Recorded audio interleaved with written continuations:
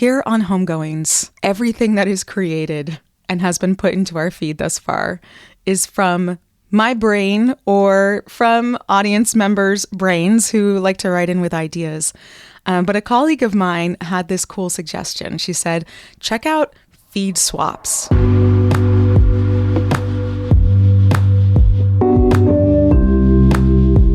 I didn't know the podcast world was so grassroots. Like, hey, I like your stuff. Do you want to put some of it in my feed? And do you like mine? Can I put some of it in yours? It's very grassroots way of kind of trade, right, with one another. But I think that's kind of cool that growth in the podcast world happens so organically. So recently, I was invited to be interviewed myself on this podcast called The Only One in the Room. And I was intrigued, first of all, by the name, but also it was such a joy to be on the show. I had to ask, will you feed swap with me? It's like proposing. Will you please swap with me?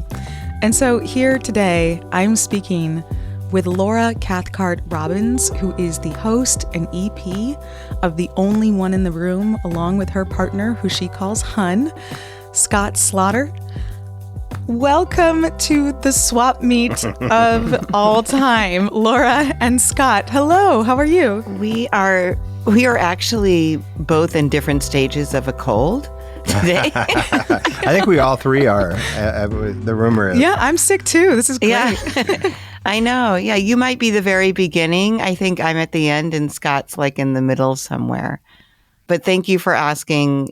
We are really happy to be doing this with you, Myra. Thank you. I'm so happy to be doing this with you too. Can you tell us a little bit about the name of your show? Because I have to say, the journalist in me, the listener in me, as soon as somebody says that we're going to be talking to the only one in the room, it's always like, well, are you the only one? Could there ever be the only one? The only one. That's so certain. So it started when I went to a 3-day, 600-person writers retreat given by Elizabeth Gilbert and Cheryl Strayed up in the Santa Cruz Mountains. And the writer in me was absolutely thrilled to have this experience up close with these literary sheroes of mine.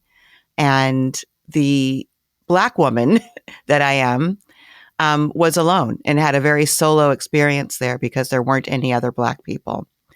And this is not an uncommon experience for me. I've been the only Black one in many spaces growing up, and I'm actually quite comfortable with it. But this was the most amount of people where I had been the only one of maybe anything.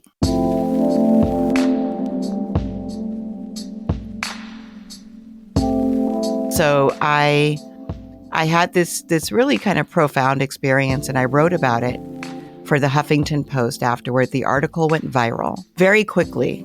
It was like live at 9 a.m. on a Monday. And by 5 o'clock, I had, 500 to 600 direct messages from people who connected with feeling like the only one in the room. And they used that hashtag the only one in the room.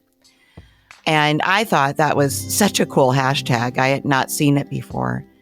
I was in a podcasting class at the time, and my podcast teacher said that would be a really cool title. You could tell stories of Black women who find themselves as the only one in the room. And I thought that was a really good idea.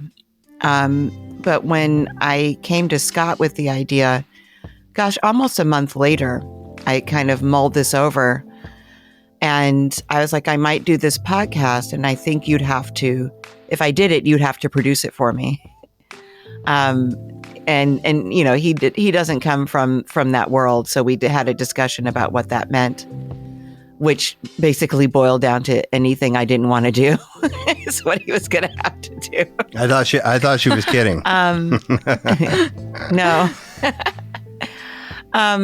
But during that discussion, the idea to broaden what we covered to not just being Black women's experiences like mine, but to, talk to the people who had these other experiences who would direct message me, because they were people from all walks of life who understood what it was like to feel alone in a room full of people.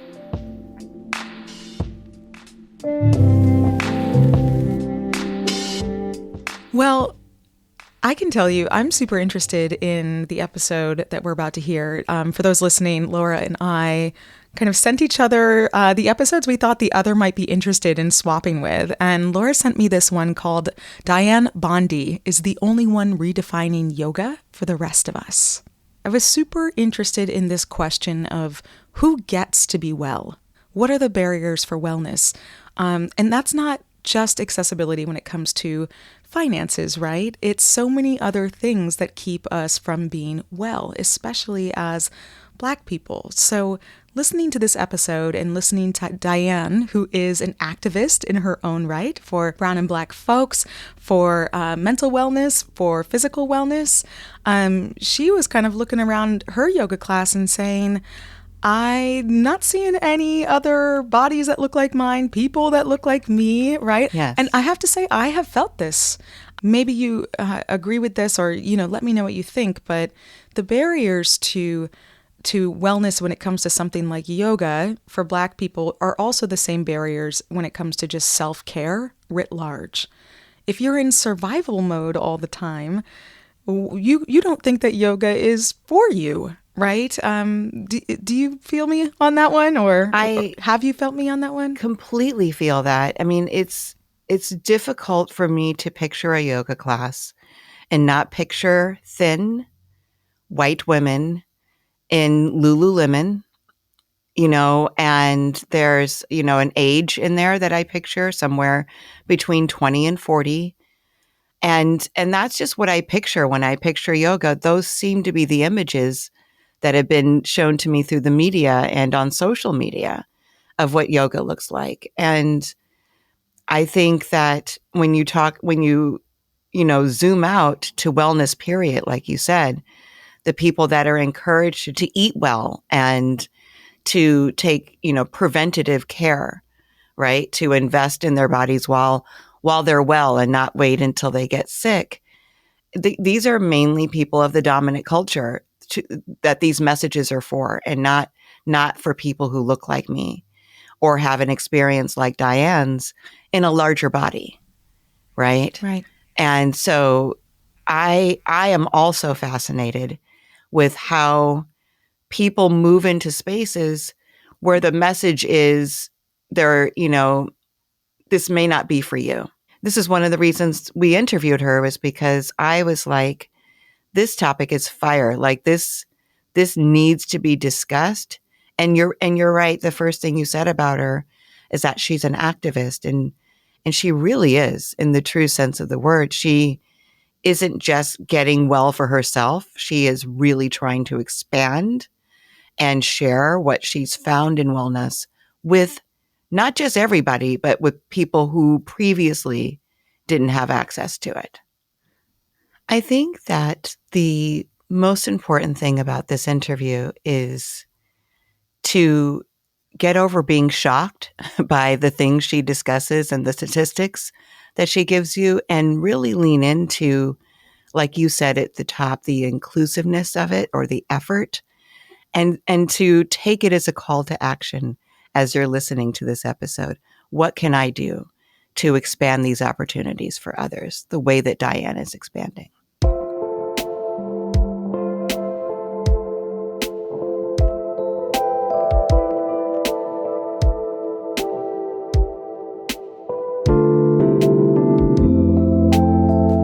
From Vermont Public, this is Homegoings. I'm Myra Flynn, and today's show is a special treat, a feed swap from another podcast with a similar vision, The Only One in the Room.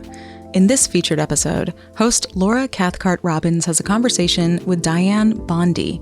She's a celebrity yoga teacher, social justice activist, and leading voice of the Yoga for All movement. Dianne is an inspiration for so many people around the world, regardless of their shape, size, ethnicity, or level of ability. And she shares her story and passion with us in an episode called Dianne Bondy is the Only One Redefining Yoga for the Rest of Us. So you know how it is as a Black person. When we're not invited to the table, we pull up a chair or, screw it. We just create our own table. This is Homegoings. We're a proud member of the NPR network. Welcome home.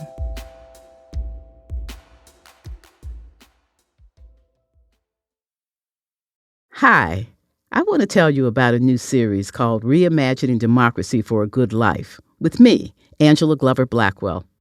In it, I turn to organizers and leaders doing work on the ground in Los Angeles to see how they're trying to build a radically inclusive, thriving, multiracial democracy that serves everyone.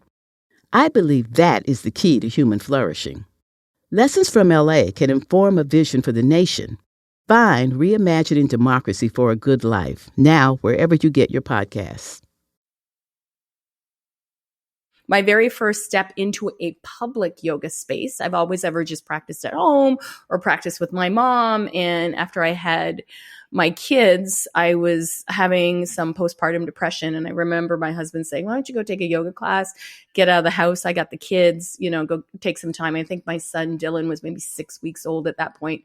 And I'm like, okay, you know what? I'm going to feed him. It gives me a 2-hour window. I should be able to get to yoga and back before he needs me again. And I remember the same experience of walking into a yoga studio and a person who's literally half my age giving me the once over and letting me know that this was going to be a hard class. Like I'd never done yoga before. And just for reference, I was introduced to yoga when I was 3 years old. My mother was like a yoga person on the down low because Black people didn't do yoga and all those kinds of nonsense. Conversations. And so I had been on my mat for well over 30 years at that point. And to have somebody just look at me and make a judgment on whether I belong in the space or not was heartbreaking.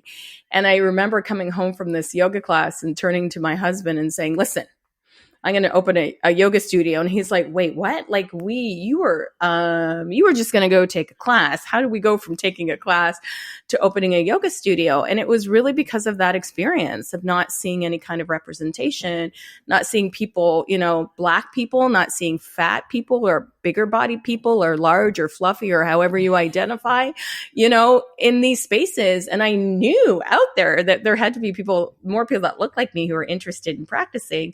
So you know how it is as a Black person, when we're not invited to the table, we pull up a chair or, screw it. We just create our own table. That's right. And, and then I think what people think is going to happen when we're excluded from spaces is that we're going to press our face up against the door and look in longingly like we want to be included. And that's not how Black people roll. We'll be like, we're going to have a party and it's going to be better. And you're going to want to be invited and we'll probably let you in if you're not problematic. But if you are, you can kick rocks. You know what I mean? Like we're not waiting for you to identify us or to validate us. And I think that's what happens when people create these exclusionary spaces. They think we're going to press our face up against the class and beg to be let in. No, we're going to start our own revolution. And history has proved that time and time again, right? Yes. We will step to the forefront when we need to, and we're not waiting for validation from anybody else. I want to talk about diet culture and the industry, Oof. but I want to start with you. I want to go back a little and start with you as a kid, your experience as a kid with body image, and just talk to me about that and what that was like. Like, what size kid did you think you were? What size kid did the world think you were? Your parents, and then just tell me what it looked like for you. It was pretty miserable growing up. I grew up in a small town outside of a big city of Toronto, which is now Toronto has spread. And if for those of you who might not know, Toronto is the capital of Ontario. It's a mini New York City. Mm-hmm. So if you've often been watching movies that are supposed to be in New York City and are not filmed in New York City, they're probably filmed in Toronto because it has a very similar look, but it's a totally different vibe. So I grew up in this small town. So everybody who was cool and interesting and had culture lived in Toronto, and the rest of us lived in the suburbs. And so I grew up in the suburbs with no Black friends when I was a little kid. Like my cousin would come over occasionally. I had my brother and my sister. But my grade school, from kindergarten through the 8th grade, it was me, my brother, and my sister. And then in the last, like what I guess they call middle school in America, we had kids who were being bussed in from other places. And so we had maybe 4 more Black people. And then I went back out to high school, and in a high school of about 1,500 kids where I went, there was maybe 10 of us who were Black, 20 total maybe racialized identities. So it was hard growing up for me because I never saw myself represented anywhere. I remember the first time that something like that it struck me was when I was about, I want to say 6 or 7. My parents are from Barbados. I'm a first generation Canadian. And so because I didn't have a lot of access to my grandparents, every now and again, my parents would ship us off to Barbados for the summer. And I'd go, be with my grandma for a few weeks during the summer. And being in Barbados, everything is Black. The doctor, your dentist, the newscaster, the people at the grocery store. You don't see white people very often. And if you do, they're usually tourists at that time. So this would have been the early 70s. The dynamics and the racialized identities have changed, but we rarely saw white folks when we were there, because also I'm not living in the touristy areas. I'm at my grandma's house. So we're in the country. We're not in the touristy areas. And it struck me the first time I saw like sitcoms with all Black actors, when I saw a newscaster, like I hadn't seen these things before. This was not my lived identity. And as a Black person with a Black kind of traditional body, I never fit in with any of the body types at school. And when I was a kid, like Roadrunner jeans was this thing that everybody wore. And my butt and my thighs were not having it. Like there is, Beyonce always says, if you don't jump when you're putting on jeans, you don't understand my struggle. That was my struggle. These were clothes that never fit me. And so it was always a struggle to try and look cute.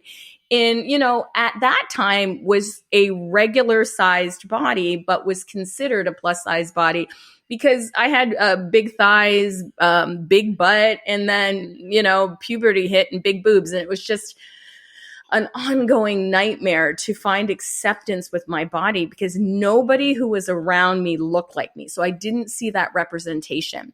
When I was in grade school, I was just kind of lumped in with the fat kids, and which at the time was devastating. Now, when you look back on it, it's how society was. And my dad, who really had an issue with my body, would torture me. And I got put on a diet when I was 8 years old. My mother took me to Weight Watchers when I was 8 years old. And I was on appetite suppressants, and my parents would make me exercise and, and make me run so that I could be whatever an acceptable size body would be.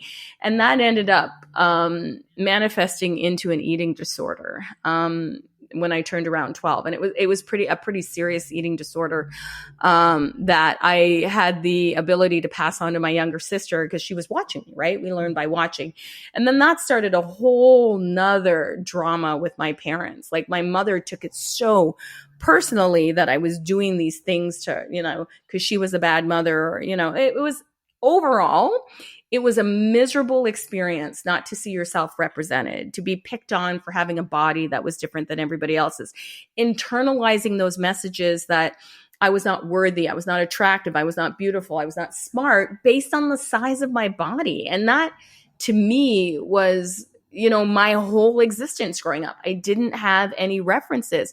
When I saw plus sized or fat people on TV when I was a kid, the only representation as a Black person that I saw was like Nell Carter from Gimme a Break. And you know how fat phobic that show was, right? That was like my only point of reference at that point. And so, I just... Wait, sorry. Yeah. For people who aren't familiar with Gimme a Break, you just brought up a whole flood of memories for me. Talk to me about the fat phobicness of it. Well, Gimme a Break it's really, you can tell it's a show written by white people for white people but we've thrown a Black character in there because we are going to be controversial or whatever it is they were thinking about at the time. It was a show that was on, I want to say in the mid to late 70s, maybe early 80s, where a Black woman who pretty much portrays a mammy character, like from Gone with the Wind, shows up to take care of 2 white children as a a favor to her best friend. So she shows up, her best friend passes away. She moves in to look after her children and in essence becomes the mother figure, the housekeeper and all that stuff. And the whole show just kind of revolved around pretty much picking on Nell Carter, who played the pivotal role or the character in this, her weight, making comments about her weight, always making judgments about her weight, her apologizing for her weight. Like, it never really focused that much on the relationships that she had with the children she was looking after. It was a very one-dimensional kind of show, but that's what was on and that's what we watched. Yes. And that was, my dad constantly saying stuff like this. If I didn't, start dieting or get thinner or whatever, I would wind up looking like Nell Carter. And then I would end up having a miserable life. And that was constantly the narrative I was being told as I was growing up in my formative years. So it makes sense that I would develop an eating disorder after all of that. Oh, yeah, it does. And thank you for, you really remember a lot about that show. It was the only show on that had a black character at the time. Then the Cosby Show came in, and then A Different World, and then, Family Matters. And then the 90s, we really did pull it together. But in the 70s and 80s, in terms of what was child friendly, because I was a kid in the 70s and a teenager in the 80s, what was child friendly when I was a kid was few and far between. So that was it, right? Yeah. That's the point of reference. And I think, I'm just thinking as you're talking that, one by one, these different ways that we're marginalized, it became not okay for us to bully people about it in the shows, to make fun of it, and Black was one of them, right? Black was a big one at first. Yeah. And then eventually you're like, oh, you can't say that. You can't do that.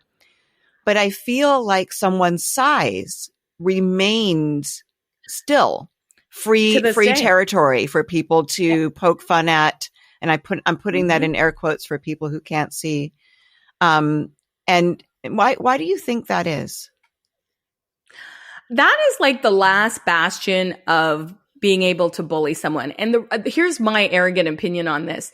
People really feel like fat people or people in plus size bodies, however you choose to identify. I use the word fat when I refer to myself. I don't look at it as a slur. I've made peace with the word. It's a descriptor, like I have locks in my hair or I'm rocking some caramel highlight, whatever it is. But because people truly believe that you can do something about it, and being whatever size body you are is your fault. And it's because you are lazy or whatever. So because I am lazy or whatever it is people think I am, then they feel that they can bully me into changing my body.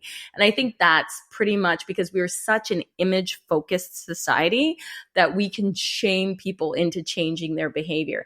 And if that were true, then everybody would be thin, would it not? Because fat folks get bullied all the time, constantly. And now we have all of these fit influencers saying all kinds of untrue things and spreading misinformation about why people are in the bodies that they are. And so it takes on a whole new life of its own, because I remember I had posted something on Instagram around some rando out of nowhere. And I always think it's funny when total strangers on the internet want to come for me and give me advice about whatever. Again, dude, you're a total stranger on the internet with a picture of a cat or a flower, whatever, 74298 with your 6 followers or whatever it is you're doing, telling me that, oh, you know why you're fat? Because you're lazy. And I told my trainer that, actually. I go, look, I got a comment on Instagram about my body. And my trainer thought it was hilarious. They go, if he only knew how hard you work. These are my genetics. This is how I shake out. I could starve myself for weeks at a time, and my body is so conditioned and so precise and functions so well. It's going to be able to maintain whatever I do. These are my genetics from my great, great, great, great, great grandmother and grandfather that helped my lineage survive all these years. This is how it rolls out. And I am no longer interested in trying to apologize for it or change it. Do I work out? Yes. Why? Because I love it and it keeps me from punching people in the face in this current climate. It's a good stress reliever because people really frown on that, especially in yoga. It keeps me clear. It keeps me focused. It makes me feel good.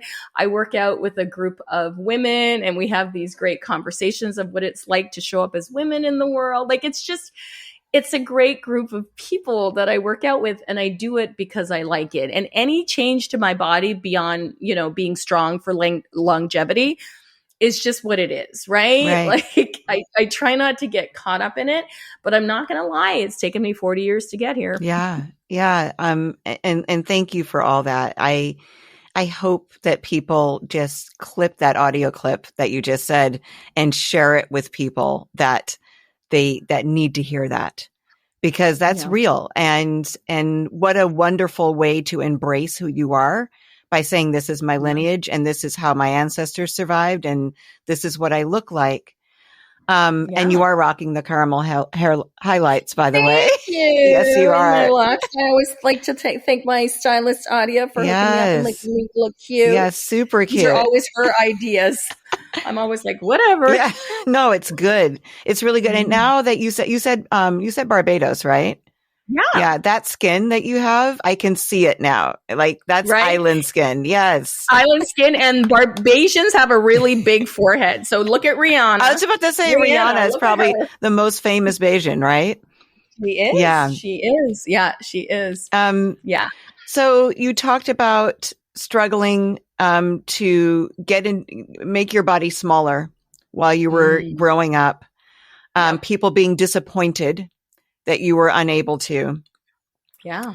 And culminating in a serious eating disorder that your sister saw because you were modeling this for her, and she did the same thing. We would compete with it, actually. So what did that disorder look like? Can you tell me?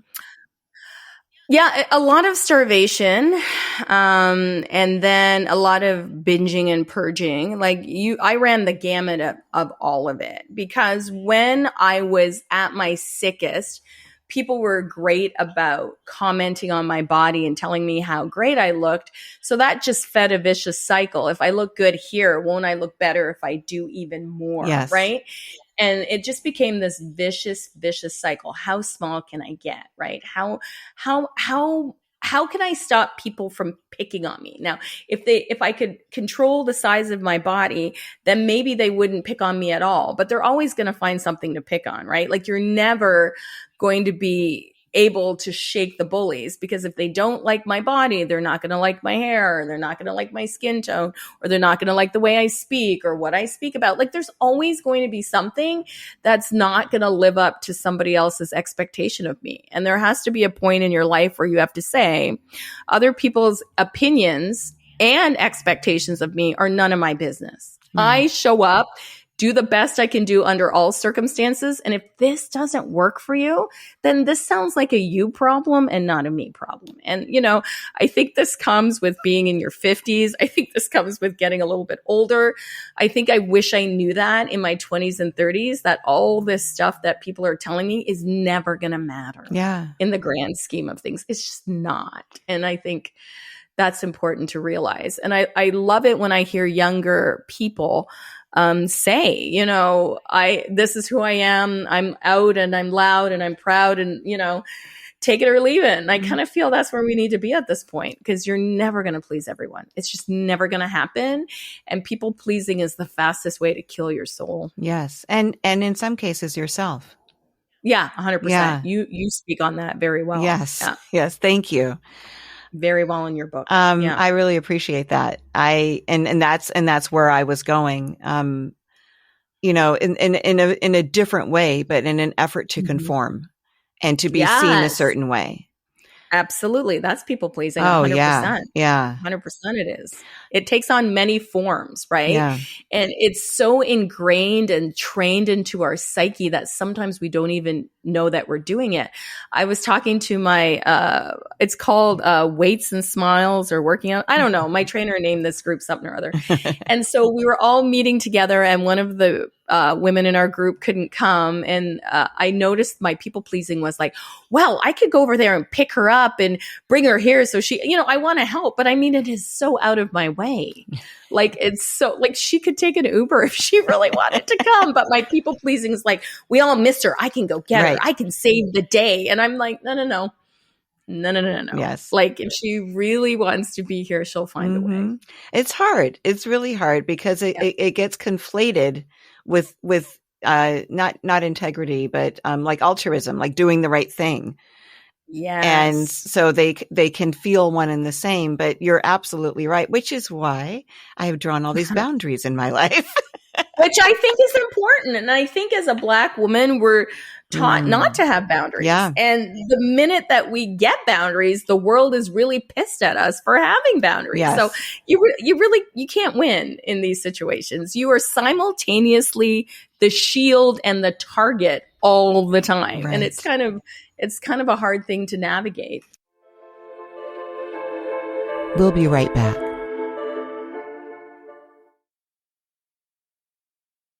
Homegoings has support from Rutland Regional Medical Center, rooted in the commitment to equitable and inclusive healthcare access for all patients. Learn more at rrmc.org. And by the Vermont Arts Council, working to center creativity, art, and culture for everyone throughout Vermont. Learn more about programs, resources, and grant opportunities at vermontartscouncil.org. So I think it was when you were trying to get pregnant, your doctor said to you that you cannot continue this way of living. Tell me that story. Well, I was pretty caught up in my nurturing my eating disorder up until I got pregnant. So it took me a full year to get pregnant because my doctor kept saying, you need to gain 10 pounds. Like, your body, you're just working out so much. You're doing so many things. And now you're asking your body to do this other thing. And it doesn't have the capacity to do that because you're wearing it down doing all these other things. And so, I wanted a baby. I wanted that really bad. And I relented. And the whole time that I was, trying to get pregnant, I would ask anybody in the fitness industry who would listen to me, do you think I'm going to be able to get back to this size once I have a baby? Do you think, I just remember I went to eating disorder treatment before I got pregnant. And I remember saying to my therapist, like, I'm going to gain all this weight getting pregnant. And she says, but you're gaining weight for this incredible reason. Like, why? And I just could not see it. And I gotta say that my oldest son, Nathan, is the reason that I gave up my eating disorder. And it's not unusual for people who become pregnant who have an eating disorder to suspend that behavior while they're pregnant and then to pick up that behavior after, because there's this huge push to bounce back, to get your body back. And I put that in air quotes because your body didn't leave. It just did an incredible thing that you asked it to do. And so could you maybe cut it some slack? But a lot of that comes from what we see on media. We see these really famous people have babies, and then 3 weeks later, they look like they didn't have a baby. And that expectation is just kind of lobbed on the rest of us. Like, we don't talk about the fact that these people's jobs are to look a certain way, that they're being paid to look a certain way, that they have surgeons and personal trainers and chefs and a nanny and all these things and wealth, because anybody can be a certain way if they're rich enough. You know what I mean? Let's not leave that out of the equation. When people always look at someone like, let's name names. So when people look at somebody like Martha Stewart, and she's the same age as my mother. Martha Stewart, my mother's turning 82 this year. And Martha Stewart has the audacity to get on the cover of Sports Illustrated and say she never had surgery. Girl, you're lying. You know you had a facelift. What 82-year-old woman looks like that? Yes, she's rich. Yes, she's a billionaire, which means she can have a facelift that looks really good because she can hire the best people. She has the best skincare routine. She has like laser treatments on her face. Like, come on. Yes. You've had work done. Yes. Just own it. You're rich. It's okay. Yeah. It's Jane Fonda. Right. She owned it. She owns it. She absolutely owns it. She looks great. If you can afford it and you want it, I'm here for you. Yeah. I'm not judging you for having it. Go ahead and but just don't lie. Like, just be honest. It's okay. You're rich. You got money. You got plastic surgery. Great. So now the rest of us don't need to feel bad about aging in a way that everybody ages. You know what I mean? Well, and I'm also thinking about the woman who competed for Miss Universe recently, who had her 8th child and 2 weeks later was in the swimsuit competition. My point exactly. Your point exactly. How is that even possible? Well, I don't know how it's possible for her. I don't know what magic was worked, but maybe it's just her genetic default and she goes back down to 0. But the idea that it's out there as a model, as a possibility, or for everybody is the harmful thing, I believe. Yeah, 100%. Yeah, and this 100%. Is again why I love your Instagram, because not only are you on there, you're also you do weights as well. I thought you just did yoga, then I saw you in the gym. I do everything. You do everything. I do everything. But you show other people, all different sizes, races, abilities, people in there also doing their best work, being active. Most of them are smiling, so it looks like they're enjoying. We're having a good time. Yeah, we're having a good time. Sometimes we're not when we're doing that last set, best set nonsense. Yes. That's what my kid always says. There's moments where I'm like, you know what, this isn't it. Yeah. But I mean, I am doing movement practices to bring joy. I am not about trying to outrun a diet or any of that diet culture nonsense. I'm in there because it makes me feel good. I like the social aspect of it. I really love my trainer. Like, it's a good time. And I tell people, because we just had a new year and everybody's back at the gym with their new year, new me bullshit. Sorry, do we swear on this podcast? Yeah. Okay. And I tell people, if the gym wasn't your thing, restarting the gym every January ain't going to be your thing. Come end of February, you've signed up for a year, commitment for now you got to pay for the year. Find something you love and just do that. So I say that all the time. I hear pickleball is a thing that people love. Go out and do that. Ride your bike, right? Go to a dance class. You don't got to be at the gym. It's not for everybody, right? No, but it's not, but it's like for me, I'm in the gym twice a week and then I ride my bike 3 times a week. And perfect. That's how I feel best is by doing that work. I used to say, because I've been in recovery for almost 16 years from drugs and alcohol. And I used to say, if there was a pill that would make me never want to use or drink again, I would probably take it and not do all the work I do to support my recovery. I used to say that. I don't know if it's true, but this is what I used to say. Do you ever, because there is Ozempic now and other things like it. Do you ever think, there's an easier way? I might as well do that. Or do you have people around you that have chosen that way? I have people who are around me who've chosen that way. And, my body weight fluctuates because I ended up getting a thyroid, a hyperactive thyroid, maybe about 5 or 6 years ago, that I was dramatically losing weight. And everybody was telling me how great I looked. Meanwhile, I had a serious undiagnosed disease that came pretty close to killing me, but everybody was so happy. And, I got caught up a little bit in the nonsense as well, because your eating disorder never really goes away. She's always here on my shoulder saying things like, should you be eating that? And I always say to her, yes, I should be eating that. You need to shut up. So that's my yoga, right? That's my yoga speaking. Who do you think you're talking to? And, my weight tends to fluctuate. And I had somebody the other day ask me if I was doing Ozempic. And I said, you know what? I don't fault anybody who wants to do that. If that's what works for you. And if this, like when Oprah came out and, was saying how she was doing Ozempic after not saying anything for so long and all of that stuff, people felt really betrayed.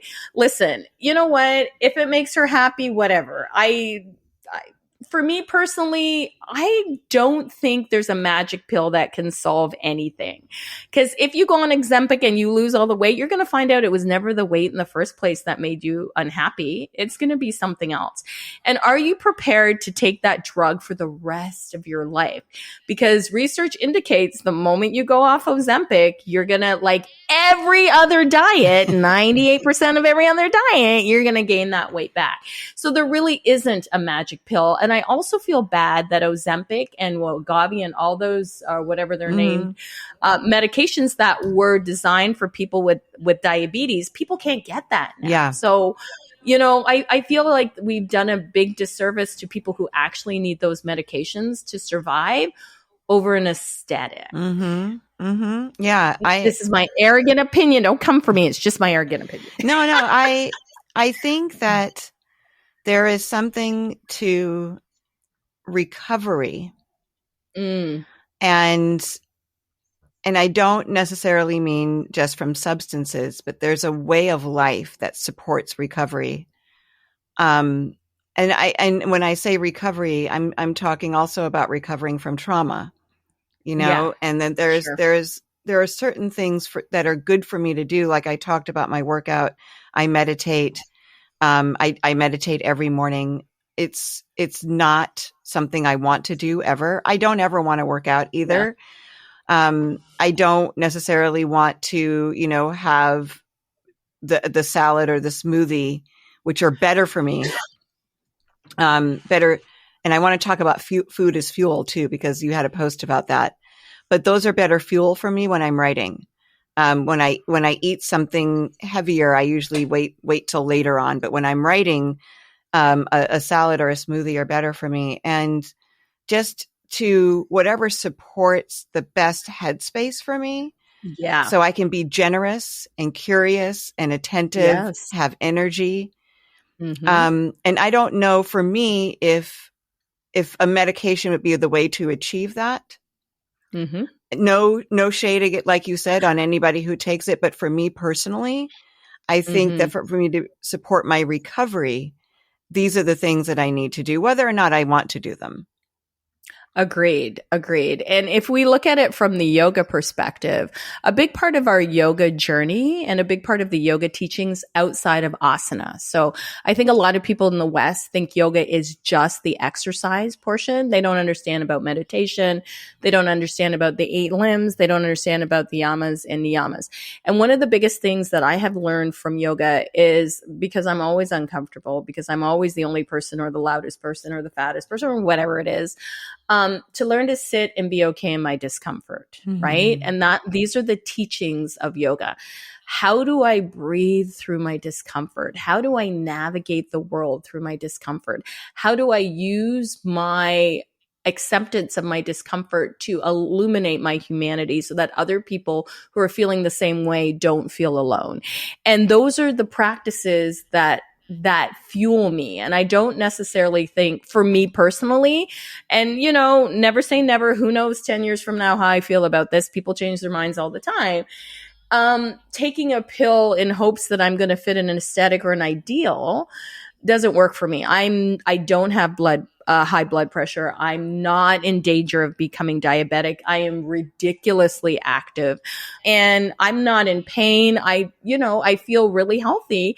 So for me, taking a Ozempic is more about looking a certain way as opposed to feeling a certain way. And it's just not for me. I love the way you put that. It's about looking a certain way versus feeling a certain way. And for me, I'm going to choose the feeling a certain way. Exactly. That is so much better for me. And I wanted to mention this because I saw one of your posts that said food isn't just fuel. It's a source of joy, memories, and connection. Exactly. I love that. Talk to me about that a little bit. I think we get, especially in the fitness spaces, and I'm going to just say it, toxic fitness spaces, food gets distilled down to macros and just, you need this for fuel. So you just need to eat it.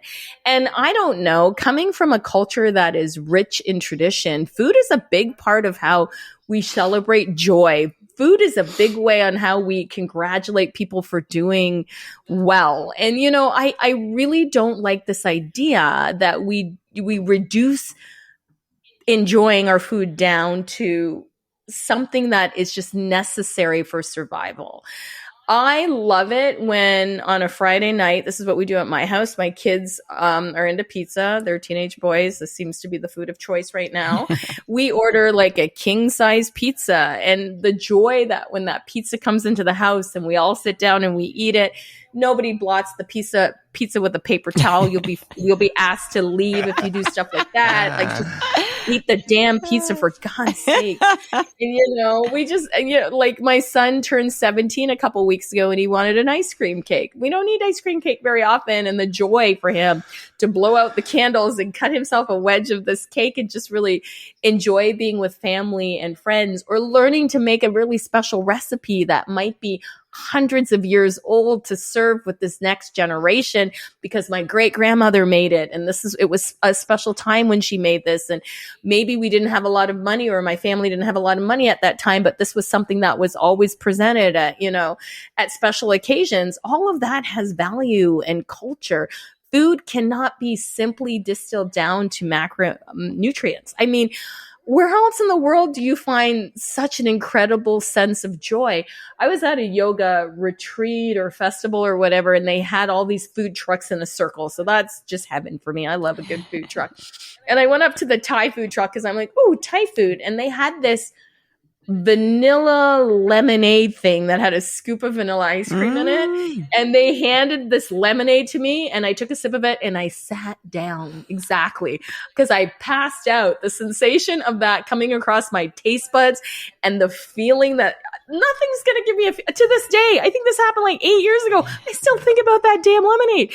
I can't find it. I go to every Thai restaurant looking for this lemonade, and I think it might have been specific to this food truck. But good Lord, to miss out on the joy, or when you have like a Vietnamese coffee, or you go to Paris and you have a croissant, like, how can you just distill that down to calories in, calories out? Like, I don't get it. Yeah. And I don't want it. I don't want to get it. I don't want to understand it. I don't want any part of it.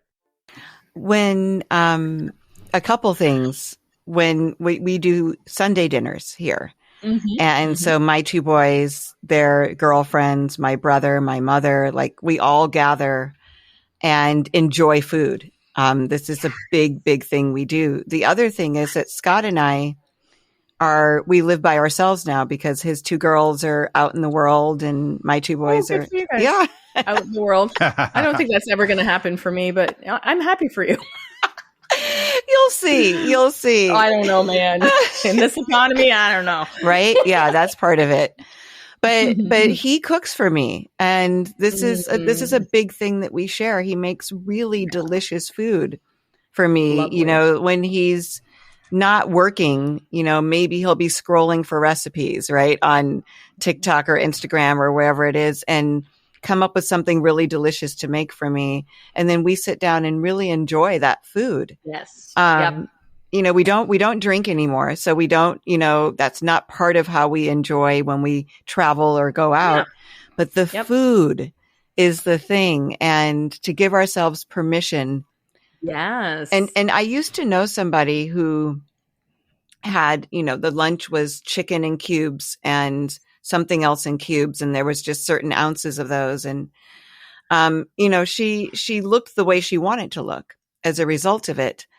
But it was strictly fuel for her. It was, just something to get through. So I just love the idea that you're embracing, you are not a yoga, and you're not just a yoga instructor. You're like a yoga revolutionist. And thanks. Yes. And you're modeling this also, right? This is part of it. You mentioned retreats, and I wanted to talk about your retreats before we close, because they look incredible. But I also wanted to you had something that you posted recently, I think, and correct me if it's not recently, but about how one of your retreats wasn't going to happen. Yeah. And so I know that your retreats are really well attended and people really look forward to them. And And they're all in these gorgeous places. They are. Yeah. Yeah. But I wanted to just talk about the transparency of, because there's transparency versus honesty, right? And I think we, on social media, you know, we feel like honest maybe gets us more likes or whatever, but being transparent.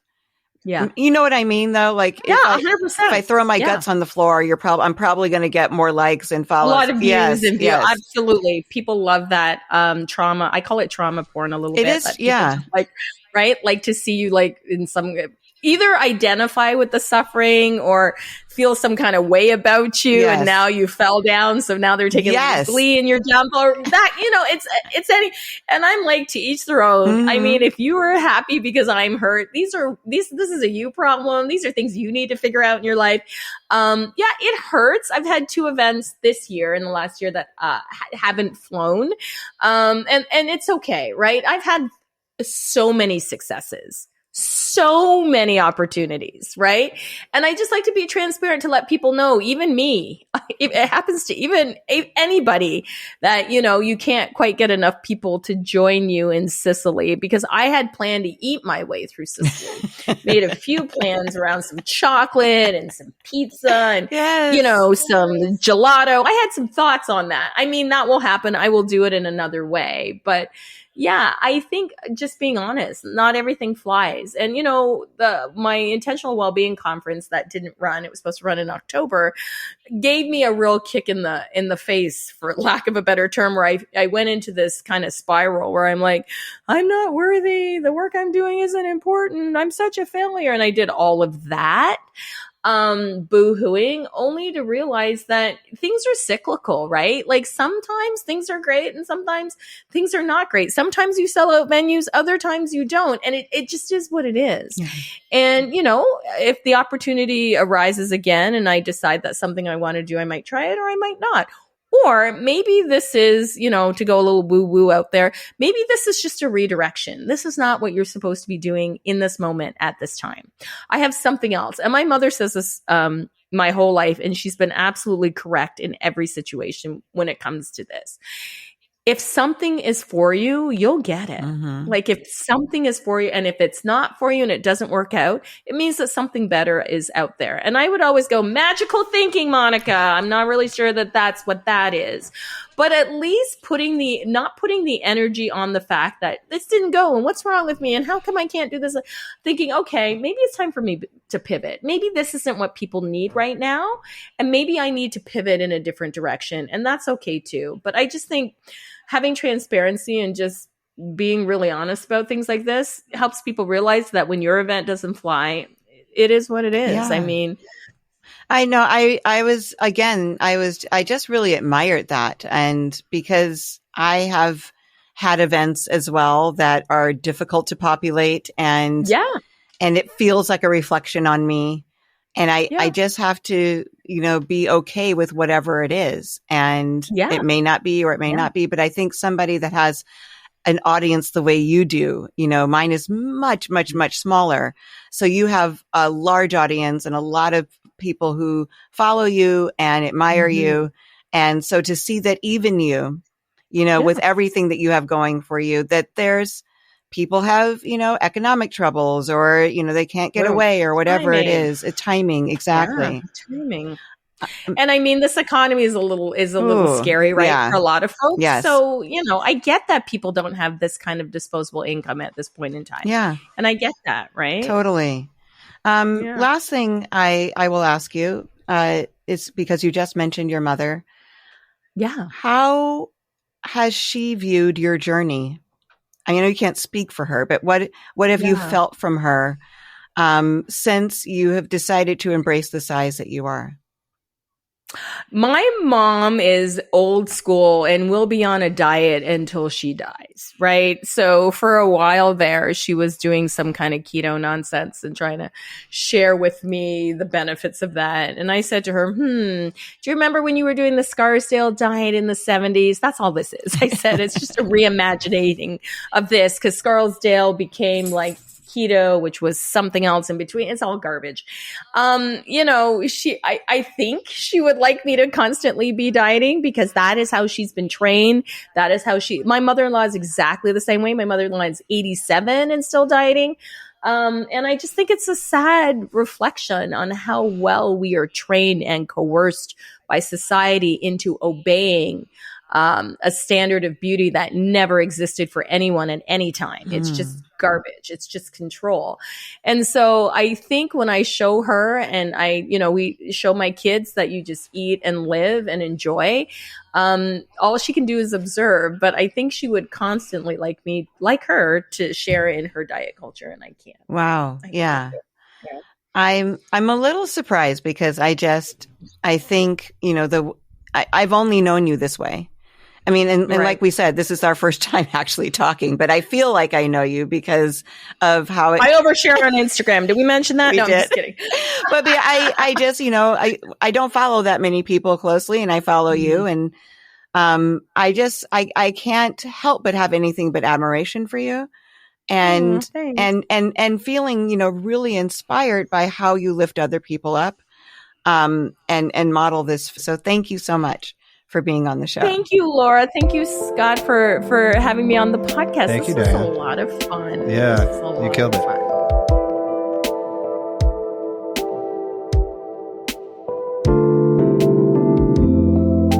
Dianne Bondy, Laura Cathcart Robbins, and Scott Slaughter. Thank you for sharing your conversation with us today. And thank you so much for listening to Homegoings and for delighting in this episode of the podcast, The Only One in the Room, with me. Thanks so much for this opportunity. Let's do it again sometime. Yes, let's. Thanks, Myra. Could you just tell folks where they can find your stuff? TheOnlyOnePod.com is our website, and actually everything is housed there, including our social media. But we're also on Instagram. That's probably where we're most accessible. What are we on Instagram? We're on YouTube. We're on Instagram. We're on Facebook. All at The Only One in the Room. The only What's one. your handle? Okay, that's the handle, at The Yep, Only One in that the Room. is. You guys are hilarious. We need each other. We do. I love it. The Only One in the Room is hosted by Laura Cathcart Robbins and produced by Kaylin Bean and Scott Slaughter. This episode of Homegoings was mixed and edited by our associate producer, James Stewart. I composed our theme music, and all other music comes from Blue Dot Sessions. See you next week, finally, for our 4th episode in our special series, Stereo Antitypes, where we tackle the myth of the big black penis. Yep, I said it. We'll hear from a sexologist about the origins of the myth and its link to some dark aspects of our history. We'll also speak with some black men, even one who works in the adult film industry, about how the stereotype intersects with their everyday life. If you have thoughts, reflections, or asks of me as your host about who we should talk to or what we should explore next on the show, write to me at hey@homegoings.co. Also give us a follow on Instagram at wearehomegoings. As always, you are welcome here.